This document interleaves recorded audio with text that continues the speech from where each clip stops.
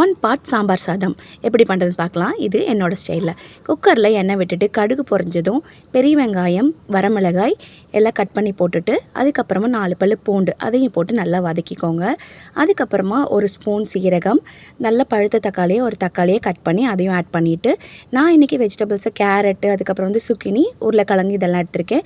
கூடவே முருங்கைக்காய் இல்லை பீன்ஸ் இதெல்லாமும் நீங்கள் ஆட் பண்ணிக்கலாம். இதையும் கொஞ்சம் நல்லா வதக்கிட்டு இது ஒரு 1 நிமிஷம் இந்த எண்ணெயில் வதக்கினா போதும். அதுக்கப்புறம் 2 ஸ்பூன் சாம்பார் பொடி நான் எடுத்திருக்கேன். நீங்கள் வீட்டில் செய்கிற சாம்பார் பொடியாக இருந்தாலும் சரி, கடையில் வாங்குகிற பொடியாக இருந்தாலும் சரி, 2 ஸ்பூன் சாம்பார் பொடி, கொஞ்சமாக மஞ்சத்தூள், 1/2 ஸ்பூன் மிளகாய்த்தூள் காரத்துக்கு. இதையும் சேர்த்து நல்லா வதக்கிக்கலாம்.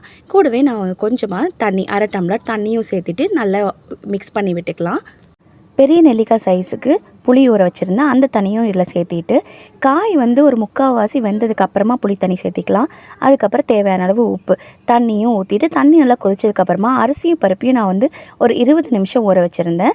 அதையும் நல்லா வடிச்சிட்டு சேர்த்திட்டு ஒரு 3 விசில் விட்டிங்கன்னா சூப்பரான சாதம் ரெடி. கொலையாக வேணும் அப்படின்னா 2 டம்ளர் தண்ணி எக்ஸ்ட்ரா விட்டுக்கலாம்.